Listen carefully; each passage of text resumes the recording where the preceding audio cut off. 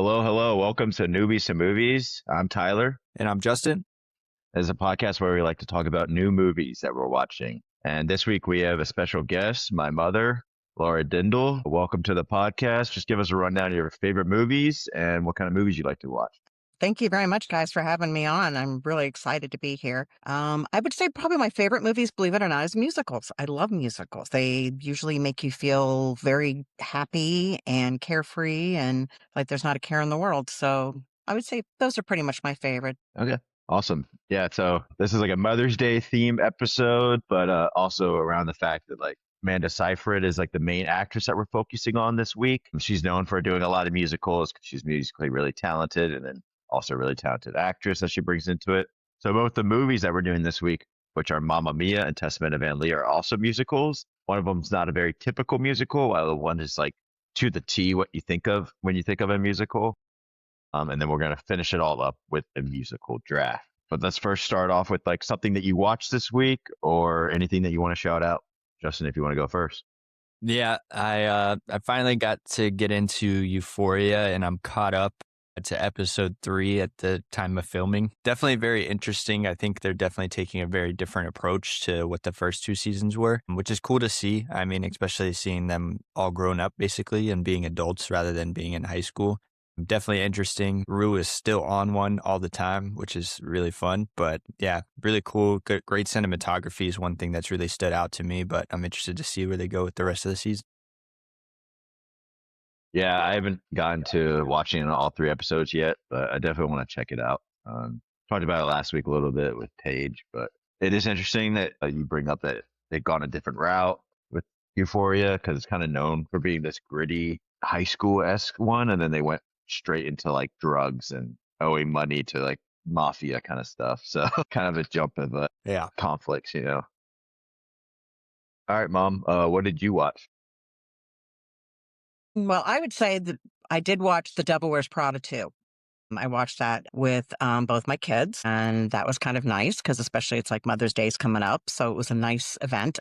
And we watched it in the theaters, and I thought it was really, really well done. I really did. The fact that they had a lot of innuendos from the first movie, I think really kind of kicked it off. It wasn't like a completely different story. It definitely took off from where the other one ended, but I really enjoyed it. Yeah, I watched Devil Wears Prada 2 as well with you, and I really enjoyed it as well. I really enjoyed the first one. I don't think it's quite as good as the first one, just because there's a little like cliche sequel things that don't really add up plot wise. Like bringing Emily's character back in kind of seemed forced. But I did think it was interesting to see more of like a human side to Miranda compared to the first one. Not as many one-liners, so her as a character I feel like isn't as memorable in this second one as it was in the first one because she isn't as mean. It's kind of Gen Z-ified is what I've heard it called, where they like do a lot of like HR things. So she isn't just mean the whole movie like she was the first one, but rather nice and stuff. So I think that was a little different for me. A lot of cameos. Somehow Carl Anthony Towns shows up in the movie that I was just like, where? That zesty dude. I was like, of course you would try to get into that. But yeah. Overall, though, I did enjoy it as well. I'm trying to see what else I watched this week. Pull up my diary. I watched a lot of Pixar movies, but we'll talk about that on the next episode with Pixar movies because I want to associate with that. So I'm trying to catch up. But I watched, so Monday I watched like an unreleased movie that just came out like this past weekend. But I watched One Spoon of Chocolate. It's a movie by RZA. Justin knows him pretty well. But I thought the movie was interesting. Definitely made white people like the villain of the movie, which I like. I mean, I ended up hating all the people in the movie as well. So I thought it was quite interesting. I think the acting was kind of subpar, but the story itself was pretty cool. And then he just beating up a bunch of like KKK members at the end of the movie. That's pretty sick. and the movie ended and like everybody in the theater was just clapping. That's cool. When does it release? I think it releases this next week. Okay. But it was cool to like, because AMC does every Monday like an unreleased film that you can go see if you're an A-list member. And I've been doing that for the past couple of weeks. And interesting movies that I probably wouldn't have gone to the theater to go see this, but I thought it was decently good. Give it 3 out of 5 stars. Oh, awesome. So yeah, this actress this week is Amanda Seyfried. She is from Pennsylvania. She's an actress that's really started like in the mid 2000s, late 2000s, and a lot of rom-com, like comedy kind of movies, and then kind of escalated to more musicals. And then lately she's been in a lot more serious films, it seems like, and they're really challenging herself as an actress, which I like to see from any kind of actors. But yeah, let's start with Mom. What do you think of Amanda Seyfried? I like her a lot. I like a lot of her movies. She's just very fresh, very, I don't know, very just, she can really make you feel good depending on most of the movies that I've seen of her. One of my favorites is Letters to Juliet that she did, and that was like a rom-com, and then of course, Mamma Mia that we're seeing, and she's got a beautiful, beautiful voice, and the ranges that she can get is pretty amazing depending on, each different movie that she's been in on those. So I really do like that. Yeah, What I'd about you, say, Justin? yeah, to kind of add to that, I didn't know much about her, but I'm like questioning how she hasn't been in like a live action Disney princess movie, because to me, she just has that voice. It's really, really, really good. No matter how I feel about the movies that we watched this week, yeah, amazing singing by her. And I think she can go a lot of places with that. Yeah, a Tangled role would be really cool. I think she would be really good as like Hmm. the princess in Tangled. I think Princess Entangled is a little younger, but I feel like they could make it work.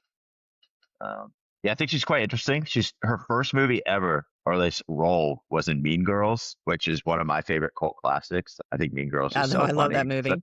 such a rewatchable film. Yeah, she goes into like making Mamma Mia 4 years later. Dear John is another big popular rom-com movie. She makes Les Miserables. And then she does some comedies. She did like Million Ways to Die in the West, Ted 2, I Love the Coopers, I thought. And then she did a year later First Reform with Ethan Hawke, like a super serious, like religious form, where she can kind of see how she got herself back into it with one of the movies this week with Testament of Van Lee. Another movie that she did this past year was The Housemaid, which I also saw in theaters, and I really enjoyed her performance in that. I think she's a really controlled actress, and honestly, one of the more underrated actresses, I think, working right now. Because I think she really stands out in her roles, especially both of these movies, to me at least. I think she was a standout in both of them. Cool. Yeah, so this week we did Mamma Mia and The Testament of Van Lee, and we're going to start with Mamma Mia. So, Justin, go ahead. Yeah, obviously, Mamma Mia is a very popular musical. Definitely a cult classic. It has its following for sure. Kind of getting into it, the plot follows Amanda Seyfried, Sophie, on a Greek island, and she secretly invites three men who could potentially be her father that she's never known, and doesn't tell her mother, Donna, played by Meryl Streep, to the wedding, hoping to kind of discover who her actual father is before she gets married. Overall, with the plot, I gave it a 6. I thought it was cool, but I thought the plot didn't move that much throughout the movie. It kind of was just stuck on that one premise, and didn't go too far after that. I watched this with Madison, obviously, and I was kind of asking Madison, I was like, what could the plot possibly be of the second one? Because I felt like this one kind of just had that one storyline. And then Yeah. I was like, is that just the whole plot of the second one as well? But yeah, what'd you guys think of the plot? Mom, you want to go first? Sure. I thought, well, obviously the plot, is exactly what you stated, that, this 20-year-old girl is getting ready to go move the step forward in her life to become, a bride, and then, a wife. And while she's doing this, she's thinking about her past and how she never knew who her father was. And wouldn't it be nice to have him here and be able to give her away at the wedding? So I thought that the plot was really good as far as that goes. It was kind of silly in a way, just to, you've got these three different men that come from completely three different types of worlds that they do. You've got one who's a banker, you got one who's an architect, and then you've got one that's basically, he just travels all over the place and rides by the seat of his pants, I guess you could say. Yeah. And so that was kind of interesting to put that in there. But I liked it. I definitely did like it. Obviously, I love the music too, because it's all music from ABBA, and I grew up with ABBA, so to me that a lot of those songs were great to be able to sing along with or dance to, and it was very, very energetic, and just like the idea that it showed about friends and love, and you know so I thought it was really good. Yeah. I think I get what you're saying, Justin, with like the plot being like just centered around that. And that's like pretty much the whole story itself. I guess I wish it saw a little bit more with Sophie and her mom. Like you don't really see like this real relationship. You just kind of infer that there's this tight relationship because she was a single mother, like growing up with her. But like maybe it's just like there was no chemistry between Streep and Seyfried for me at least, and maybe that gets more into characters. But I feel like that was a big hit on the plot that I had. It was just like there was no real chemistry between them. That is kind of like the center of the whole plot line itself. Like she kind of goes behind her mom's back to get these three guys, and really, I for again maybe getting into characters, but I wasn't really as much into each of the fathers as much as I thought I would be. I didn't really care all that much about each of their like lives, you know. Yeah. But yeah, I mean, yeah, kind of getting into that. Characters, I gave it a 5. Besides Donna and Sophie, I felt like the characters were kind of just really one-dimensional, right? Like the three guys just had their archetypes. Same with Tanya and what was her name, Rosie, the two other singers that were, with Donna in the band. Mhm. Yeah, they all kind of just felt really one-dimensional to me. They had like their stereotypes as characters, and then that was it. There was no real development for any of them, which I get. I mean, side supporting characters, but again, to what Tyler was talking about, I kind of wish there was more interaction between Sophie and Donna, especially, I mean, singing scenes. I think we got one with them the whole movie together, singing together, Yeah. which to me, your best two singers, you should carry that through the movie all the way home. yeah, yeah. Yeah. I just It wish I seems, saw yeah. more. Yeah, I just wish I saw more out of the fathers to see like parts of them in Sophie. So like the whole movie, you're still guessing on who the father is because that's like the whole question, right? It could be any of them, and then like the conclusion. Spoiler alert: if you haven't seen a movie that came out 2008, but it's they don't even want to learn. I actually don't think I've seen the second one. Maybe that's like they actually learn who the father is. They But don't. okay, but like that's the whole Well, point. now come on. It's like they don't care because now they're all in this together. Yeah. This whole togetherness, right? Yes, I get that. A little sappy, but I it's think okay. what I think would add to that is showing little parts of them as like people in Sophie, if that makes sense. So like you could show more background to them, and then you're like, oh, okay, yeah, it really could be any three of them the whole time. It I kind see of what you're adds to saying. like that development of the characters itself within Sophie, the main character of the film. Well, they did show one thing, but remember when she was on the ship with them and Yeah. spending actual quality time, she was drawing and he was drawing. Mm-hmm. So that was kind of one way, right? Where he realized, hey, you're really good at this. Yeah, And that maybe could have come from his side, right? yeah. So, That was Harry, right? Yeah. no, I don't. Colin Firth. No, Yeah, I it think- wasn't. It was Pierce Brosnan's role. Okay. Yep. And then she's like adventurous, so that's like kind of Bill's role, which also like Mhm. I forgot that Stellan Skarsgård was in this. I was just like after seeing him in like super serious roles, and then the same guy that's in like Dune 2 as like evil warlord, it's the same guy just Yeah. singing along. It's kind of funny to me. We just saw him and a girl with the dragon tattoo. Yeah, And he's like an evil murderer. yeah. And then in this, he's just Yeah. Yeah. And Pierce Brosnan was a 007. So seeing him singing, I mean, Yeah. even though I saw the movie a long time ago as well, it was just like, wow, seeing him singing again, going, okay, that's interesting. And Colin Firth was a Kingsman. Yeah. Yeah. Kingsman and in the King's Speech won like an Oscar for that. So wild Yeah. from those three. Getting into cinematography, I gave it a 7. I thought this movie actually looked really good. A great use of color, obviously, and a lot of the dancing scenes was a big use of it too. But obviously, such a bright island, right? Such a bright setting with the Greek island. I just thought overall it looked really good. Looked very joyous and very spontaneous as well. Oh, yeah. I would give that a 10, actually, when it comes to that kind of stuff, just because it's so gorgeous out there and they did all their filming out there. It's not like they were inside a building or anything. Everything was done there on the Greek islands. Yeah, I thought it was really cool looking too. I mean, it made it's the Mediterranean, so just put a camera out there and you're gonna make it look beautiful as long as you don't do some crazy shots. Yeah. But yeah, bringing together all the pieces. That's a cool thing about musicals is like the camera work of it all, of like bringing in the choreography of it all, like the quick cuts in between singing actions to like people dancing. I like that as well. So yeah, I'd like the cinematography. Getting into dialogue, I gave it a 6. I thought the best line was "Life is short, the world is wide. I want to make some memories." I thought that was good. Although I know the point of the film is to kind of be a cheesy musical, the dialogue definitely felt very cheesy at some points, which is just how it is. But also, I guess this will count as dialogue as well. The three guys could not sing for crap. I don't want to crap on them too much, but Amanda Seyfried and Meryl Streep really blew them out of the water when it came to that. Yeah, I agree. The three guys are not good singers, in my opinion.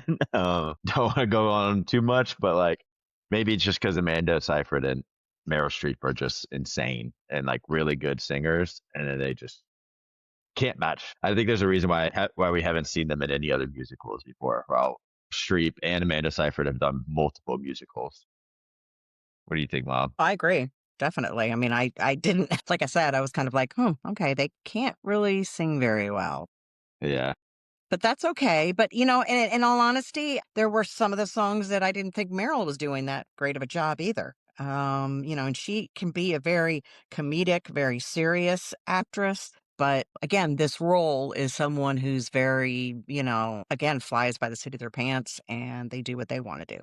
And which is, the whole reason for being on that island and doing what she wanted to do with her life. So now I agree. yeah, Getting into set design, I won't harp on it too much because we kind of just talked about it, how they filmed there. But I thought it was real, yet a little bit heightened and overplayed, especially with the costume design, everything like that, which is good, right, for the musical aspect of it. So yeah, I thought it looked good. Yeah, I thought the set design looked really cool. Again, it's set in the Mediterranean. Feels like a Mediterranean movie. It feels like an isolated island kind of feel to it. Amanda Seyfried just looked absolutely stunning the whole movie. Well, yeah, but the costumes too, it's interesting how they went from not just wearing regular wear to all of a sudden they break into song and they're wearing 70s. I mean, from the platform heat shoes to the bell bottoms and everything all completely, sparkly. And if you watched the movie up until after the credits, when you think it's over, they all start singing again and they're all back in the 1970s garb of what ABBA would wear when they did their concerts. So I thought that was kind of like, okay, all right, that's kind of interesting going back and forth there. Yeah, Getting into acting, I gave it a 7 as well. Really good musical performances. And I know this was kind of, I don't want to knock the actors based on the characters writing, but obviously we just talked about how stacked this cast is. And I feel like it's just really underutilized here, just with the characters kind of being one dimensional. I know that's not the point, right? It is a musical to, kind of use music to tell stories. But yeah, with characters being one dimensional, I can't give the actors that high of a score here, even though it is a really star-studded cast. yeah. No, I definitely agree. Like I said at the beginning of the podcast, I think Amanda Seyfried's like the shine. Like I think she shines the best in the film to me. I think she's the best performance in the film, which is crazy because she's going against like people way more experienced than her, and this is like her fifth movie. But for me, she really stood out. Anything to add, Mom? Nothing except for the fact that, it was interesting that it was a star-studded cast, but at the same time, those that were brand new were really shining, because I mean, technically, Amanda really hadn't been. This was, I believe, this was her first musical that she's ever done, so she was really able to, go from a great dialogue, then all of a sudden just belt out a song and lead right into it, which I thought was really good. So yeah, I mean, I definitely think that she's the one who shines more than anything. I mean, but the one of her friends, the one that's played by is it Christine? I think it Yeah, is. Christine. Yeah. Yeah. She is amazing. I've seen her in a lot of musicals, so she's like a pro when it comes to this. So You know what I else? thought she was really good. You know what else she's in, Justin? She's in How the Grinch Stole Christmas as Martha. Hmm. Yeah, it's the same Okay. girl. Yep. I was looking at her. I was like, she looks really familiar. Why does she look really familiar? And I was like, wait, she's a who? She's a who from the Grinch Stole Christmas. I was like, that's crazy. With directing, I gave it a 5. I know I keep harping on the one-dimensional characters, but it started making sense when I found out Philinda Lloyd directed this. Same person who did The Iron Lady, which we did a couple weeks ago, and we had a lot of the same complaints in that movie. So kind of makes sense. I think that all the music aspects were done really well, and that's what kind of pulled this movie all together. But yeah. Mamma Mia is the reason why she was even given the chance to make the Iron Lady, and we had a lot of problems with the Iron Lady. Yeah, it made sense when I looked at her as a director too. I was just like, oh, okay, this is who she is. She Yeah. just doesn't know how to write side characters well at all. At least she doesn't go time jumping all that much. I think if she did that, it would have been a total shit show. So I'm glad that she didn't Wait, do that. wait till you hear the plot of the second one. Man. She's only producer of the second one though, so like, Okay. but she shows her imprint on it. Yeah. Yeah. No, I mean, that surprises me to go. I mean, because musicals, again, most musicals are supposed to be lighthearted and fun Mm-hmm. and make you leave the theater just wanting to sing the songs that you heard and just feel good. Yeah. And so it kind of surprises me I mean, that that she has the ability to be able to do something serious and then also do something that's, lighthearted and fun. Yeah. Getting into soundtrack, can't help but give this a 10. I thought it was pretty amazing. Obviously, all ABBA songs, can't be mad at that. Really good singing. Did a little bit of digging on how they kind of got ABBA to sign up for this. So that was kind of neat, just to basically be like, yeah, we're just going to take ABBA's greatest hits and, write a story around their songs, rather than a lot of times we see it done the other way around, right? You write the story and then kind of fill in with songs as needed. So that's pretty neat to see how that was done. Yeah, and it's also it gets based off the 1999 musical or the book from the 1999 musical. I thought was really cool, and yeah, the ABBA songs are really well done. Yeah, you think, Well, Bob? you always know too that any books, when you have movies that come from books or movies that come from something that was on Broadway, I mean, it's never going to be exactly like what you've seen before or what you've read. So there are Yeah. going to be some things that may be added or some things that may even be cut. So I'm actually interested in wanting to see Mamma Mia on stage just so I can see, I wonder what was missing or what should have been added to the movie. Yeah, isn't it like the second longest run of like any musical, like on Broadway? Yeah, it is. It is. And the gross of money for it is like it's amazing. But oh yeah. Yeah, yeah. I just read the plot for the second one. Sorry, and holy crap, that seems sure. Really? Yeah, the second one is all over the place, just so you know. We're not reviewing that one, so I guess we can't go Eh. into it too much, but it jumps all around. Yeah. I was kind of, I was like, Matt, if the father gets revealed in the second one, just tell me. She was like, it doesn't. I'm like, well, what's the point? Like, what could they possibly be doing in the second one that would have me interested enough to watch it? Kind of with that, getting into theme, I gave it a 4. I felt like I had to really think about the theme. I know it's supposed to be lighthearted and you're not supposed to think too much about it. I would guess one of the themes would just be love and escapism is kind of what I took from it. But besides that, that might even be a reach in itself as well. I know it's kind of a film you don't want to think too much about. You just want to kind of enjoy and everything like that. But I can't reward it for a good theme when there wasn't a lot to grab onto there. Yeah, you bring up a good point because, like, yeah, just because it's lighthearted and all that, it could still draw out a theme. It's a problem I have with some animated films, yeah, that don't usually draw out a theme, and that what we're doing next week with Pixar is so good at. It's a lighthearted film that still draws out a really important theme in all their movies. I think it can be lighthearted and still have important themes in it. I don't think you could just like go half-ass with your themes. So I had the same hit on it as well.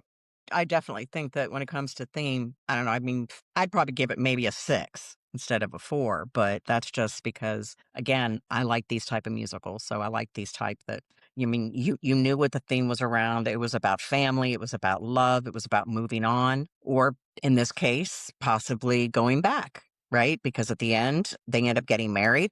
She ends up marrying Yeah. him. The mother ends up marrying, who we think may be the father. And so it's just, I think there was just a lot of, just back and forth as far as that goes. Yeah, can we just talk about like a jump in character development of being like, I don't even want to see you to like, no, I came back for you. Okay, let's get married right here, right now. Yeah, I know, right? Right? That's enough for me. It's like, okay, when that came out of nowhere, I was like, and then the other guy's like, yeah, I'm gay, by the way. Well, you guys are all doing Yeah. this. Like, Oh, and then yeah. apparently she was the last woman that he ever had. Okay. What does And that then, say for her? and then her like best friend is like, you know what? She may be the father of your child, but like, I'm trying to get with that guy too. To end the movie. I'm like, all right, all right. This is just like a,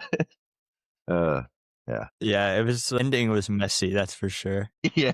For editing, I gave it a 6. I thought it had a really fast-paced design, obviously, to keep up with the high energy of the music, which I thought was cool. Though I think it did occasionally cut away from musical numbers really fast. Some of the songs, it felt like they were going on for like 6 minutes or so. And then some of the songs, it felt like a minute. And I was like, oh, I thought that one just started. But, you know, there's probably tons that goes into the decisions of, you know, how long to keep those songs going on. But other than that, I thought it was fine. No, yeah, I agree too. For the most part, I think the editing I gave a little bit higher score just because of like the quick shot cuts in between like music, like when they're starting a number, where they like pan away and then cut right back to them in like a different outfit or something. I think was like really cool camera work. Also added in with some editing. Okay, well, I guess I would say that, for editing for me would be probably about a 4 or 5. And the only reason why I'm saying that is some of the stuff that they showed when they were looking at pictures of each one of each one of the male characters with Donna when she was young, and they all look like the same picture of her, like it was yesterday. Yeah. She didn't even look much younger in any of them. So I was like, okay, that just doesn't seem to work out very well, but all right. Yeah, and then the second one they just do a completely different actress that looks nothing like Meryl Streep. It looks like so. If it's even about Donna, I think I'm pretty sure it is, but Yeah, it Yeah. is. The second one is definitely about her life. It's more focused on her. Yeah. but like yeah, that I don't know why I keep bringing up the second one. If the second one looks like a mess. So overall, I gave it a score of 6.1 out of 10 or 61. I know that might seem low compared to what a lot of people feel about it. Obviously, just not made for me. I get it's a really lighthearted musical. Just I wish I kind of was left wanting a little bit more out of the plot and the characters, but I think 30 more minutes of this movie could have done a lot when it came to that. Definitely felt like some points that maybe some plot points got cut. And like Miss Laura said, I think, seeing it on Broadway and the full scope might bring a little bit more to the characters, to the story, and to the themes as well. Yeah, I gave it a 7.1 out of 10. It sounds like I was like not really liking the movie the whole time, but I actually really liked Mamma Mia. I just looking at it from like a critic lens, I think the ending was super rushed. Is one of my biggest hits on it, where I think they could have extended that ending to actually be like, I get this like a romantic comedy kind of thing, but like you could draw it out a little bit, actually give us like some character development of like making those kind of decisions rather than just being on the whim decision making kind of thing. And then the theme itself, I also took off of. Yeah. I would say that I would have given it an 8. And it's just because one, the music. The music just really gets you into the movie, and the scenery. Just being able to be there and the whole time you're thinking, gosh, I want to go there. Now I'm ready to get on a plane.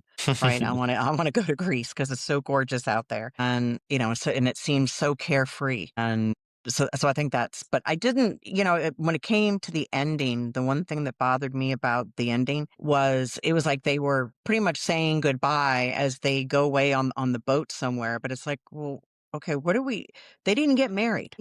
Yeah.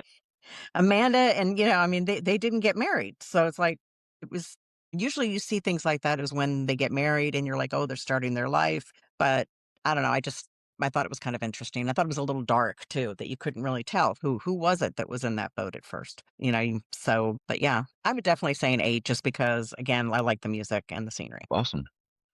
So yeah, that was Mamma Mia, and let's get right into it with the next movie being Testament of Ann Lee. Very untraditional musical, where my mom said earlier, where it's supposed to be lighthearted and stuff.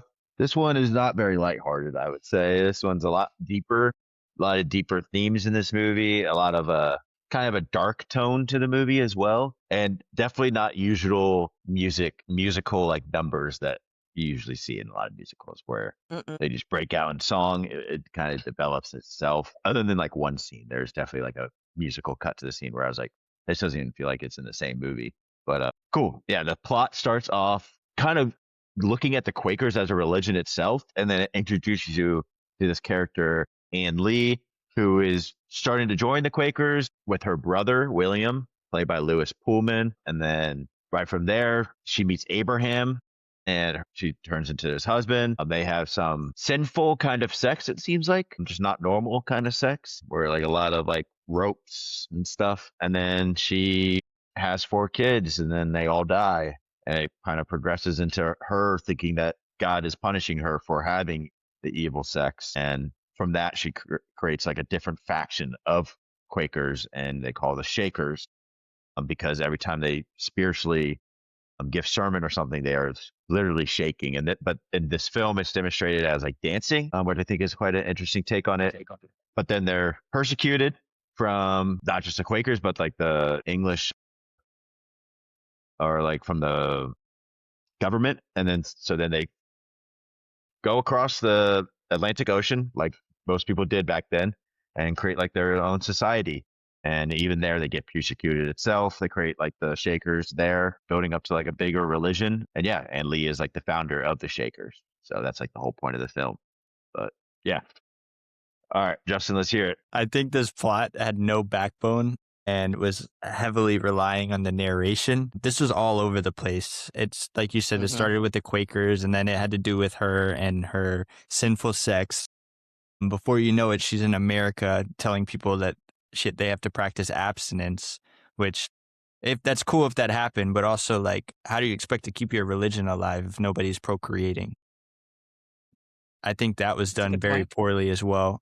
Cause like nobody in that whole room was like thinking at all, like, that's kind of strange. But yeah, it just felt like it was meandering around the whole movie into a bunch of different like subplots, and never really got going for me. I just couldn't get into it at all. Yeah. What do you think, Mom?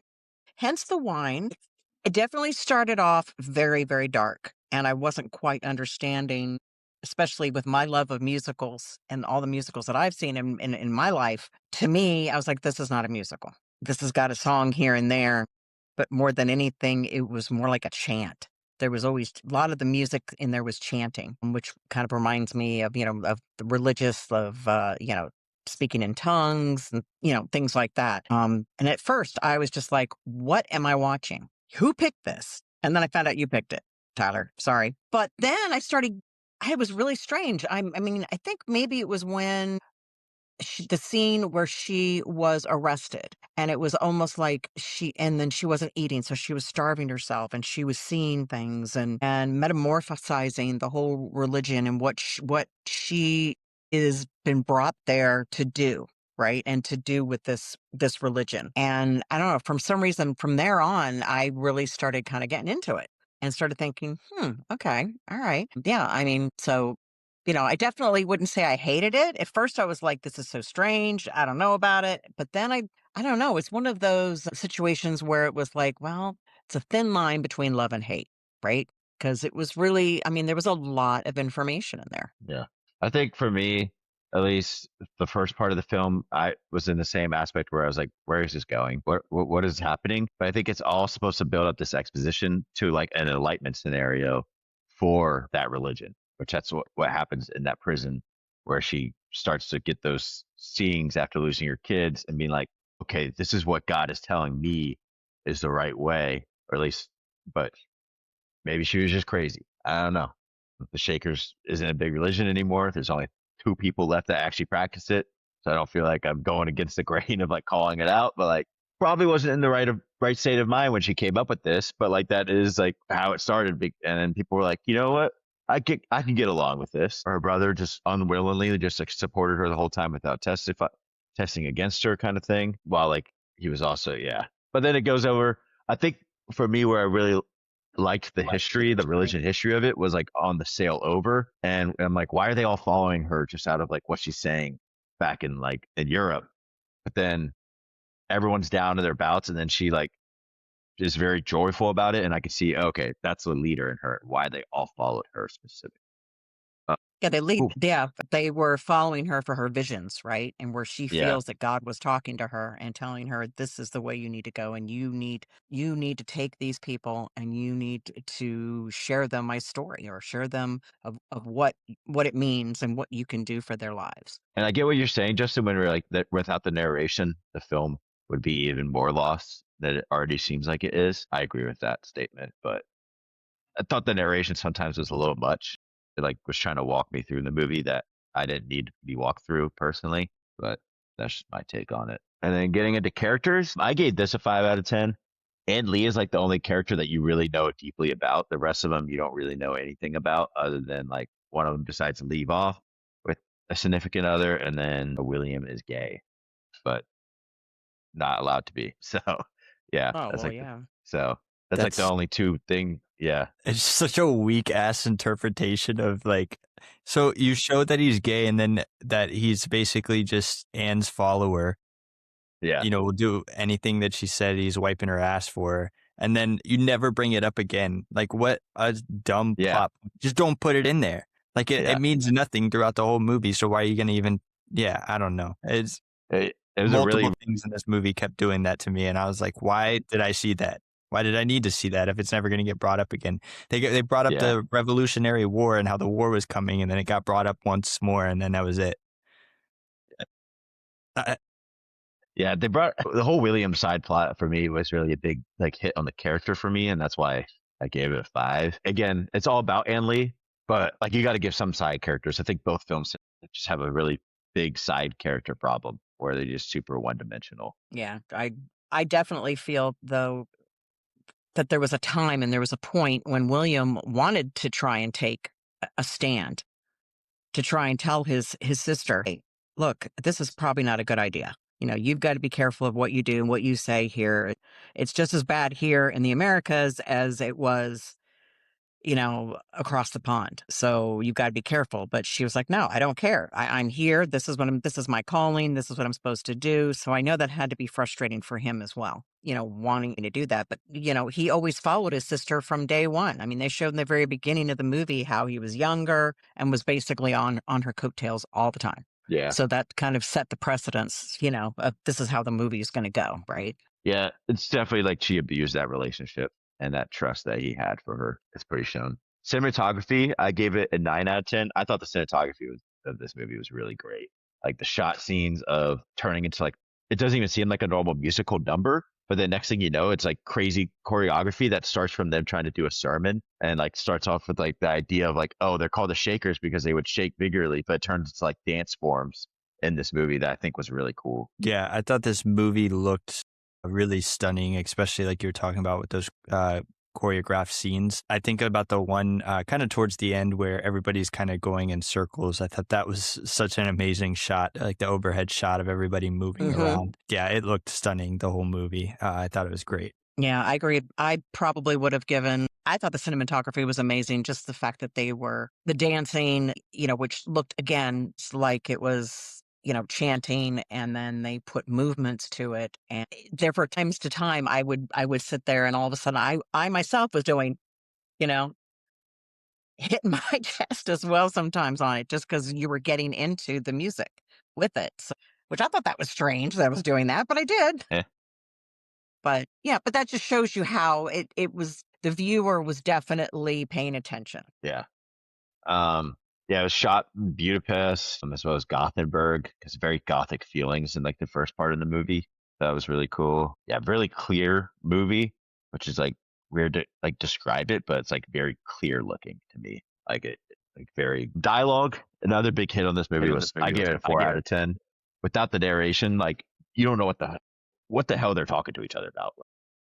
Uh-huh. Yeah. Sometimes you're just like, where are they going with these conversations? And then the narration's like, okay, this is what's happening. And you're like, was I supposed to get that out of it? And then sometimes you're like, they're very clear in dialogue with what they're doing. And then the narration backs it up. And I'm like, okay, so you're going to make it clear sometimes, but not clear some other times. I don't know. That's where I felt like a lot of the mismatch of like the plot and dialogue for me. To me, it felt like they filmed 10 hours of this movie and then started throwing darts at the film reels, and that was their cut points. Because most of the times, yeah, it would just be randomly discussing something, and then next thing you know, it's on to the very next scene, like on a completely different plot point, which just felt so odd at so many different times.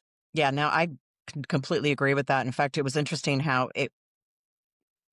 you would think it would be at the end of something, and then all of a sudden it just stopped, and then it went dark, and then shows these insignias, I guess, that they had on there. And it was like, okay, what's going to happen next? And then it would open up. And in fact, in the very beginning of the movie, some of the dialogue was just so low that you couldn't hear it. And I thought, well, okay, can we turn it up a little bit? Like once it's so low.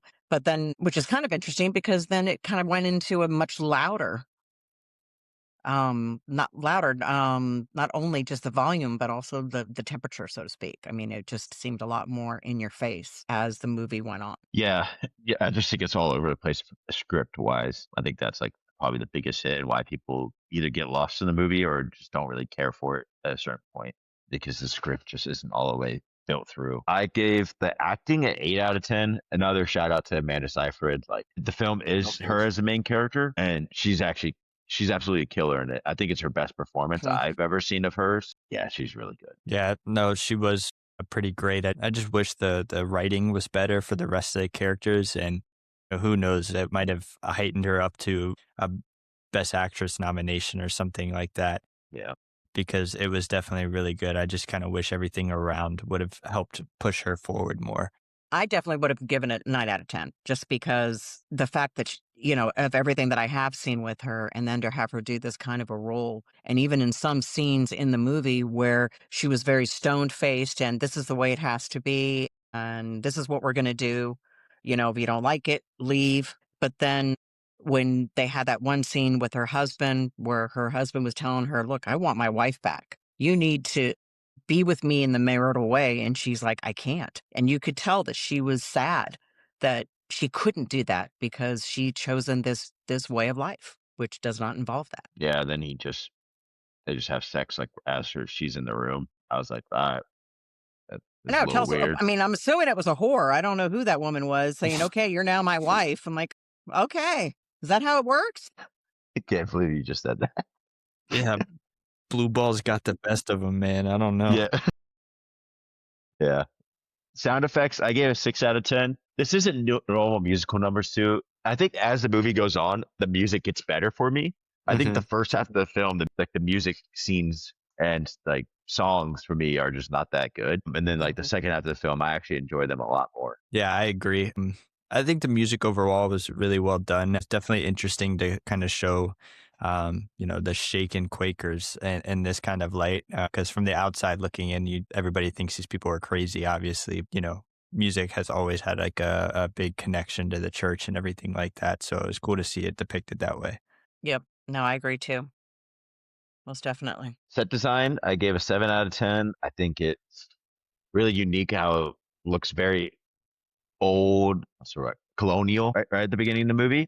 And then it develops into like American colonial in the second half of the movie, and it looks very realistic. The wood scenes of like the Northeast was really beautiful as well. So overall, I think the set design was really well done. I think it was well done too. Obviously, kind of get into costume design too. I think all their outfits looked very traditional and looked great as well. Yeah, no, I agree too. And it's interesting how it like starts out in England and you could just tell, you could see all the oppression going on. And then it patterns out to the, going to the Americas, right? Before it was United States of America, and how it was right before 1776 and that they were there, that they'd first started. So I thought that was very interesting. And the period pieces from the bonnets on the hair to, to the military shots, I thought that was really nice. I thought it was really good. Very authentic looking. Very cold. Just seemed very cold all the time back then. Mm-hmm. That's a good point to point out. Directing, I gave this a 3 out of 10. I think directing is where they missed on a lot of stuff, especially like the script itself, because she was co-wrote it. So you got to hit on the director for having a lot of plot points and the dialogue not being all that best. And I think a lot of the plot points is that plot misses is her fault as a director. Yeah. I mean, I hate to keep harping on it, but I texted you earlier this week and said, hey, I have a lot of the same issues that the Iron Lady has.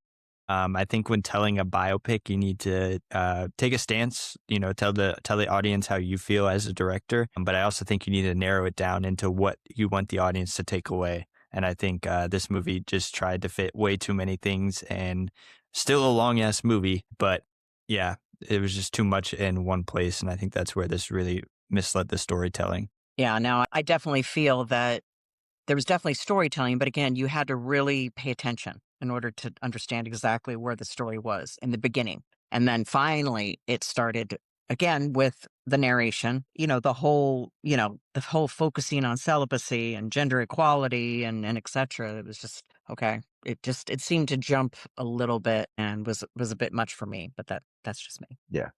Editing, I gave a 6 out of 10. I thought editing, just like a lot of musicals, a lot of like shot pieces where like rather this editing style was a little different from Mamma Mia. It was more drawn out into showing the choreography scenes instead of quick shot cuts, which I think was quite cool as well. And then I, I'm iffy. I hit on it just because of like, the slow shots of like the colonial like army coming. That was a miss for me. I don't know. I don't think that was cool. They were just riding on horses slow, and I was like, okay, like what? Yeah. What's supposed to be scary about that? I don't know. For me, that was a miss. Yeah. There was a couple scenes like that where I was like amazed at how beautiful they looked. And then a couple things where I was like, is this supposed to be special? Like they're building Yeah. it up to be a special thing. And it just felt like nothing to me. But yeah, I was right there around 6 as well with the editing. Yeah, I would say probably for me, I would say about a 5 for editing, just because of the empathetic portrayal of this historical, figure, where it was basically, I think, and again, this was a female director, right? So she was really throwing her femininity in there as a female and as a mother perspective, right? So there was just a lot of emotional themes in there from how the sexual intercourse was to just how the celibacy was, and just how each one was very guided with the notion of, empathetic, of empathy more than anything. Yeah. Yeah, I agree with you as far as like that. I just think some of it was just missing for me. And then Hmm. some of the dialogue could have been, I think, cut a little bit better. And I think part of the editing is also narration into it. Because you have to edit that into like where you want to in the story. And for me, sometimes the narration did back up what was actually going on in the movie. Overall, or the theme, I gave a 7 out of 10, where I draw out a theme of like I asked this question right after. I was like, what's the difference between a cult and a religion?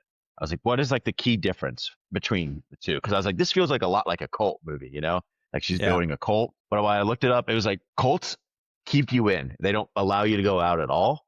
They don't let you leave, and they're supposed to isolate you. While religions you're supposed to be integrated in the world, and like it's kind of your choice, of where you go within that religion. And the Shaker Quakers does allow them at 21 to be able to decide to leave. Other than that, for me, the Shaker seems a lot like a cult.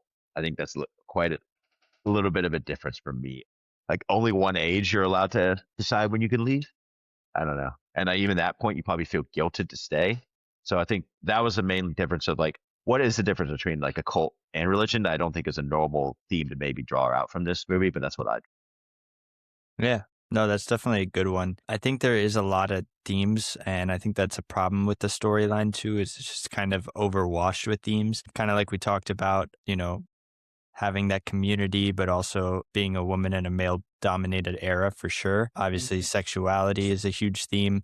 It just got really overcrowded to me. And to me, when you're doing a biopic, pick those strong stances that you wanna target and make those the focus of the movie. Because I felt like a lot of them got lost in kind of the side topics that we were talking about, like the Revolutionary War would just randomly pop up again.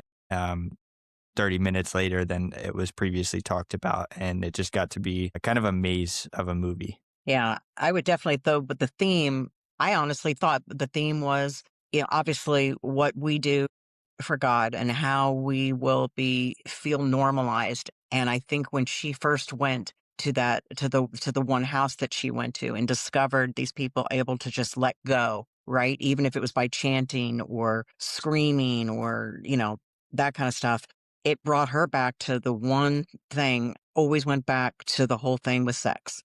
From when she was young, she had first, caught her parents having sex, and her mom had no pleasure on her face. It was like it was a duty. I mean, when they were all sitting around the table and there was like what, like 10 or 11 kids. I mean, it's like she had a baby every year. Like that was her mom's job. That's it. Boom. That's what you're there for. You're not there to enjoy it.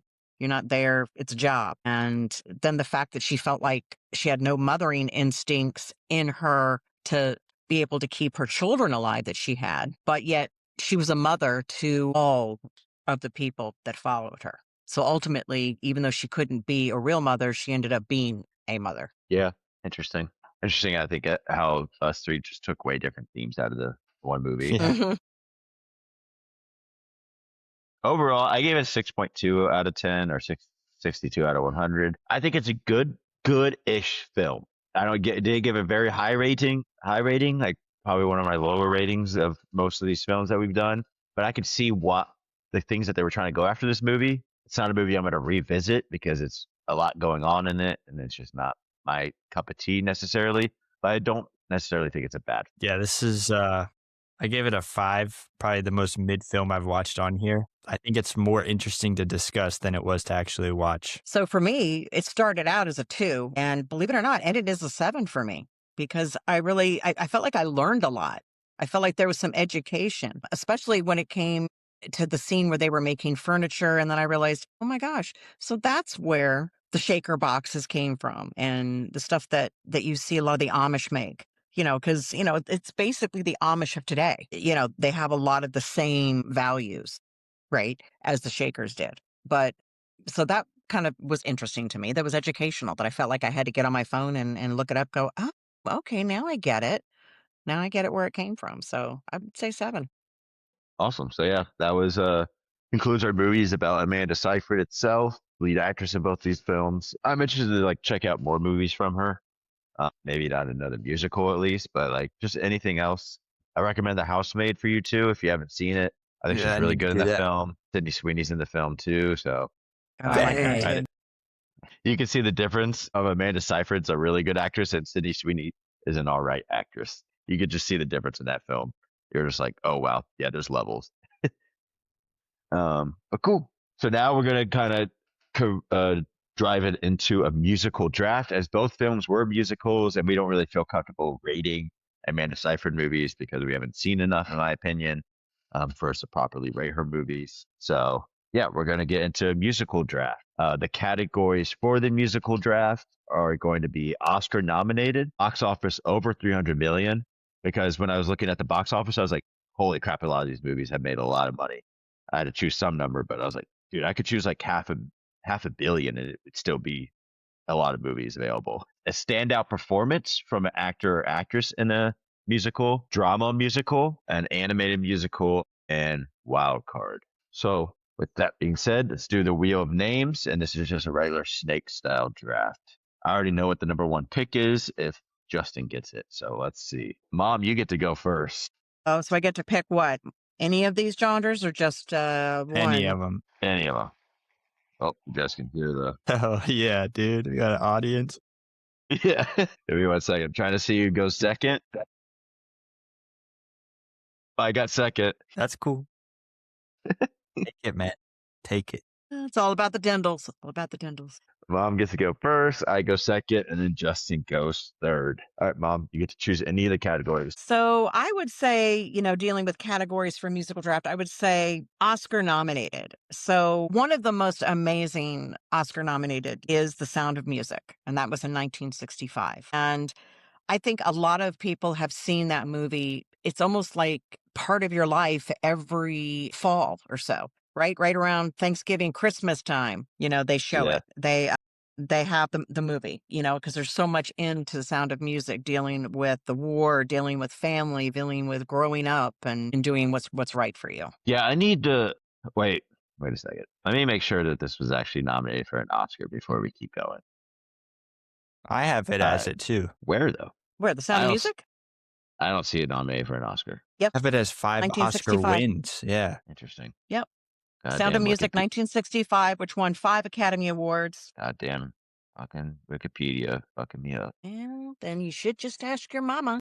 The Sound of Music, yeah, this was a mandatory watch for me in elementary school. I think I need to revisit this now that I'm a grown adult, because I just remember watching this as a kid and being bored out of my mind and hating this because they're like, pay attention to this part, kids. Pay attention. And I'm like, I don't want to.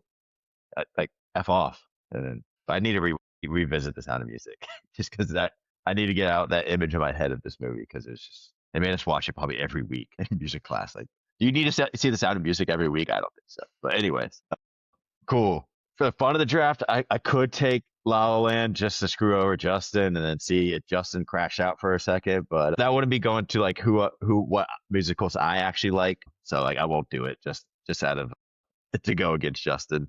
As funny as that would be. It's always back to La La Land, isn't it? It always. Yeah.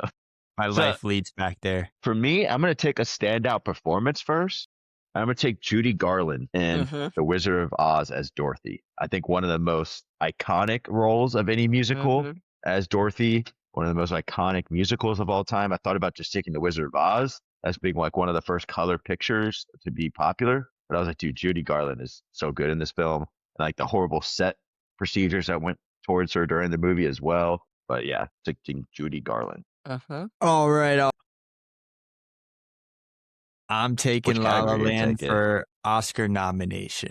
I think my favorite musical of all time. I think, kind of what we talked about this week being a lighthearted thing. This movie goes a lot deeper than that, which is what I enjoy in a movie. So that's why it's such an attractive movie to me. With my second pick, though, I think I'm going to I can get that later.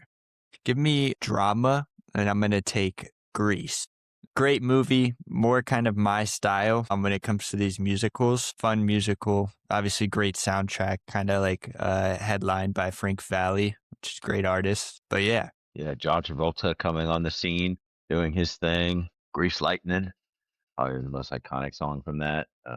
Yeah, I haven't revisited this film either since I was a kid, so I need to rewatch this as like an adult. 'Cause I heard there's So a lot of adult parts of this film that you don't really notice as a kid. So here's some history for you. When Grease was filmed, it was actually filmed at a high school close to where I lived when I lived in California. So we actually got to go to and see the scene of where they do the whole amusement park at the end. Uh-huh. So it was like all up and there. It was like at a high school That's is where cool. it was filmed, which was close to me. So that was kind of interesting. Interesting. My mom always likes to pull out fun facts about her growing up in these random places, and then movies were filmed nearby. That's All kind of right. cool. Yeah. Where do I go next with this? I'm going to go with drama next because I'm going to take this away from my mom. I'm going to take A Star is Born for drama.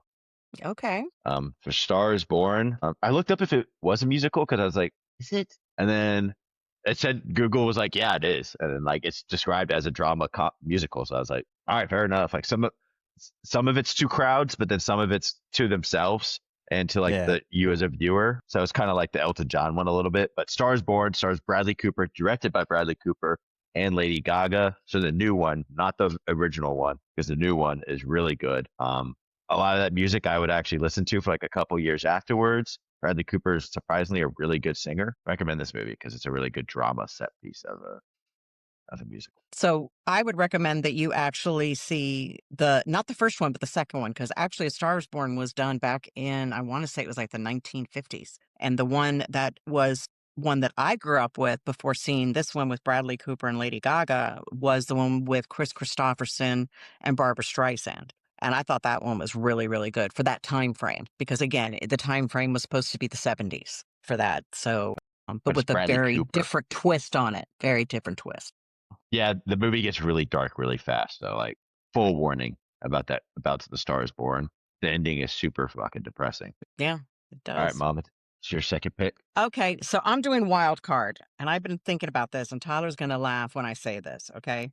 But how many musicals do you know that a lot of people didn't know that this actor did a musical?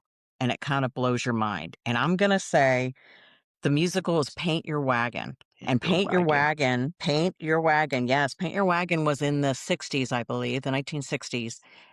It starred Lee Majors and, ready for it, Clint Eastwood.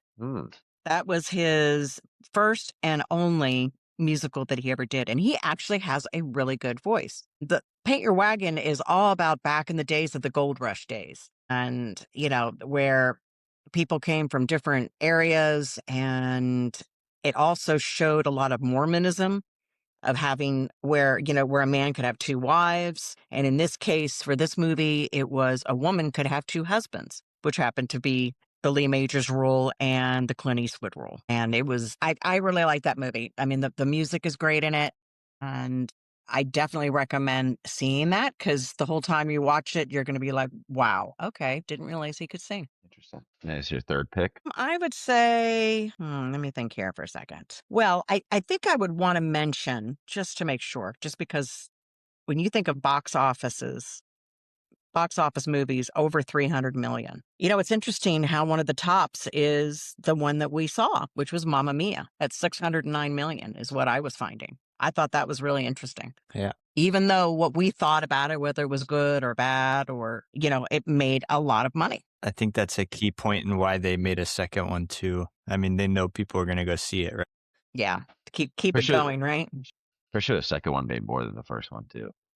So I'm surprised they haven't made a third one yet. It's about some bullshit. I think it made more money than La La Land too, didn't it? Probably. Honestly, probably. Sorry, Justin. Had to throw that out there. It's fair. A lot of good movies don't make a lot of money. Alrighty, where am I gonna go with this one? I think animated is such a deep field, so it really is. But I'm gonna go with Oscar nom, and I'm gonna go Wicked for Oscar nom. Oh, yeah. Just came out last year. The first one, not the second one. Okay. The first one's actually really good. I recommend it. But then I read up on the play because I've never seen the play, and I was like, all right, the second movie is just not going to be as good, and it's going to be really hard to adapt to like an actual film. And I heard that exactly what happened. The first one's really well done, and the second one's just kind of a mess. But the first one was really good. Ariana Grande, Cynthia Erivo. So yeah. Oh, yeah, most definitely. And I actually saw it on stage, so it was very good. And I mean, yeah, again, another feel good movie that makes you going away and makes you want to buy the soundtrack. All right, Justin. All right. I'm going to take my standout performance. I'm going to take Taron Egerton in Rocket Man. I really enjoy this movie.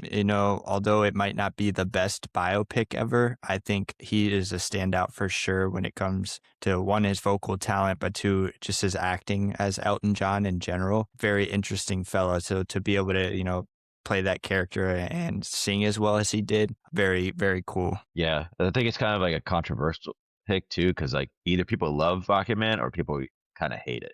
Like, it got a lot of hate when it came out, if I remember right. Yeah. And, honestly, I'd prefer that when it comes to biopics than, the stuff we've been watching. I want the director to take a stance on the storytelling, which is cool to me. My next one, I am going to take, this is also one that I don't think a lot of people loved, but made a bunch of money. The Lion King 2019, the live action looking one. I'm going to take that in my box office. Yeah. I thought it was really good. I thought the vocal talent was really well done in this movie. A lot of huge artists kind of contributed to that movie. Let me see if I can think of some of them here. I'm pretty sure Childish Gambino was involved. Yeah. Beyonce was the biggest one. Yeah. Ejiofor, the guy from Children of Men. Yeah.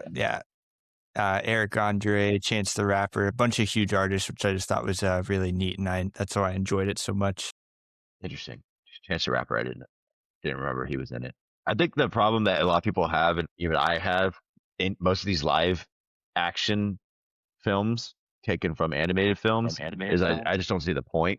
Like for a lot of them, like the Jungle Book, I have the same problem. Moana, I have the biggest problem with because Moana just came out and they're making a live action. Yeah, and I'm like, dude, what? Yeah. What are we doing here? So I think that's the biggest problem I have with Moana specifically. But Lion King, I guess there's like 30 years in between, so I get it. I mean, also, like, if you can have Beyonce, it's like, why not? Yeah. Also, Pharrell Williams and Elton John also helped write a lot of the music numbers on this as well, which I thought was cool. Okay. It'd be interesting to see how this would look on the graphic itself. But for box office over 300 million, I'm going to take the original Lion King. So it'd be interesting to see how people vote or look at that based off of the live action one or like the original one. So one of the OGs, such a good movie. Fuck Scar, piece of shit. Yeah.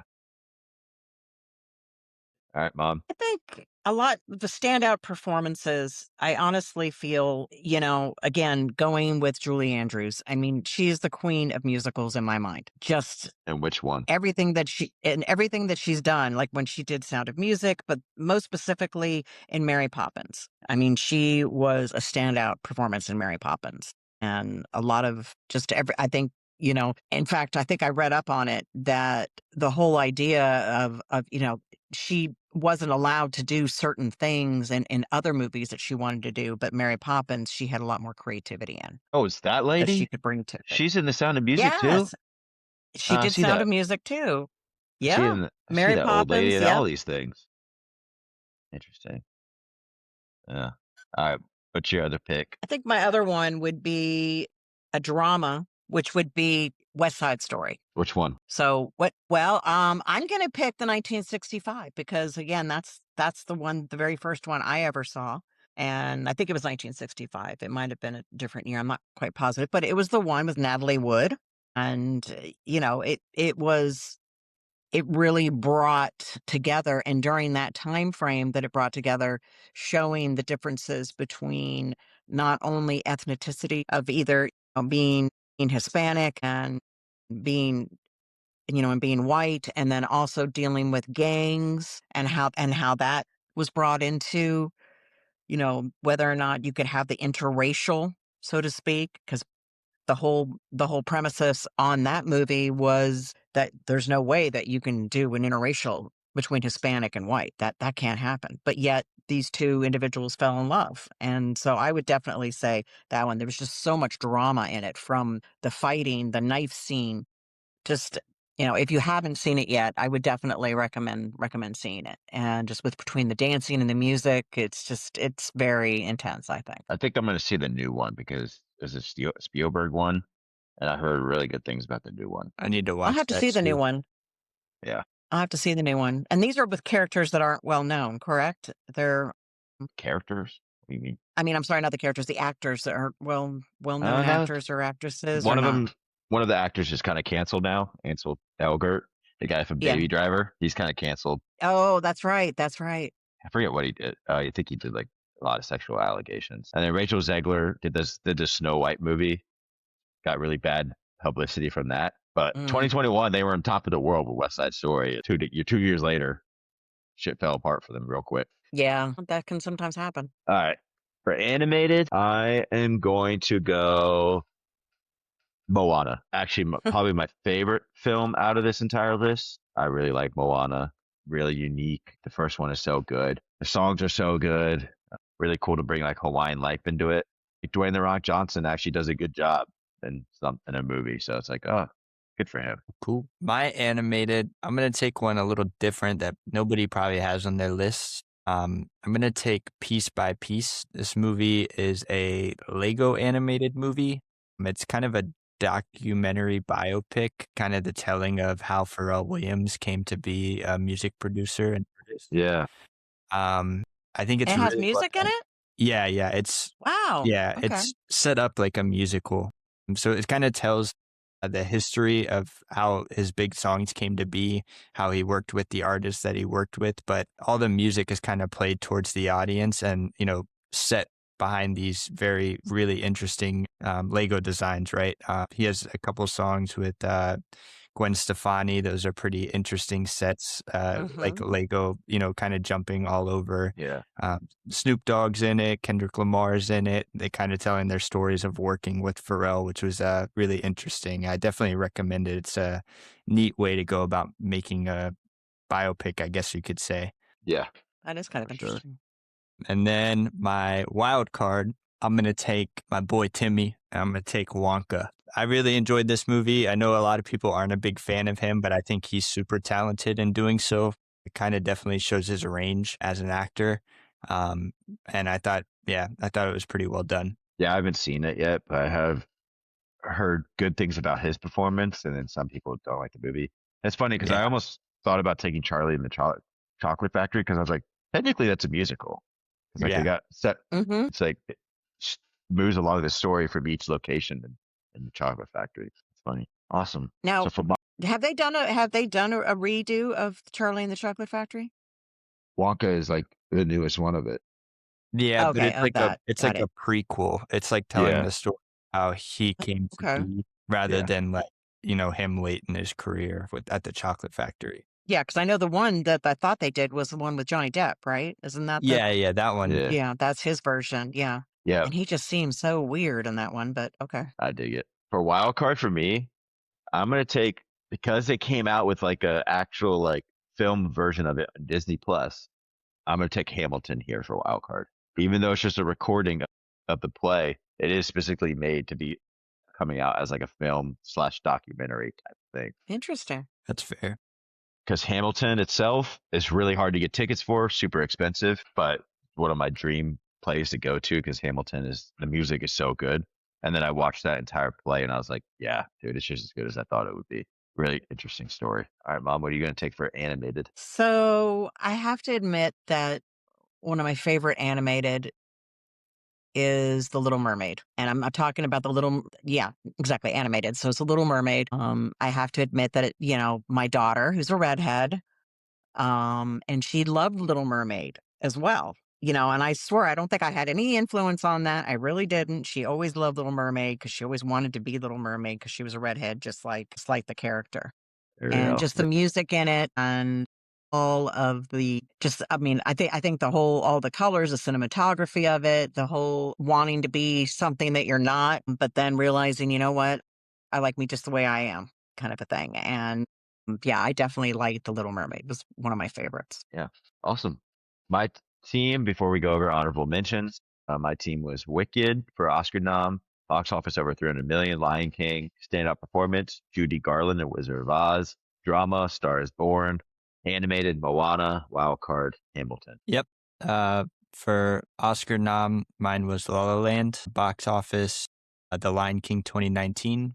Standout was Taron Egerton from Rocketman. Animated was Piece by Piece. Drama was Grease. And wild card was Wonka. And for me, the Oscar nominated was The Sound of Music, and box off over 300 million was Mamma Mia. A standout performance from an actor or actress was Julie Andrews for Mary Poppins. Animated, Little Mermaid, and the drama was West Side Story. And then my wild card was Paint Your Wagon with Clint Eastwood. Awesome. So yeah, some honorable mentions I have. I think one of the biggest surprises was Beauty and the Beast. I feel like it's one of the most popular animated musical films. And then as well as some standout performances I had was Amanda Seyfried as Sophie in Mamma Mia. And then Zac Efron as Troy Bolton. I just had as like something to note as like somebody could do that performance and then also do the Iron Claw. Kind of maybe just an underrated actor. Animated, I had K-pop Demon Hunters, kind of a new movie, so I get why somebody wouldn't take it. It's brand new. And then Aladdin as well, and Mulan. There's just so many like really popular and animated films. And then drama, I had Footloose as well. I'm surprised Footloose wasn't taken. I really like Footloose, both versions of them. And then the wild card, lastly, I had The Muppets. Which one? The Muppet movie? The Muppet movie, the one where they go to New York. Any of them, honestly. They all turn into musicals. Oh, awesome. Well, thanks, Mom, for coming on. Hopefully you had a fun time. I did. Thank you for having me. Yeah. And happy Mother's Day, even though we're recording this a little bit ahead, but happy Mother's Day early. I appreciate it. Thank you.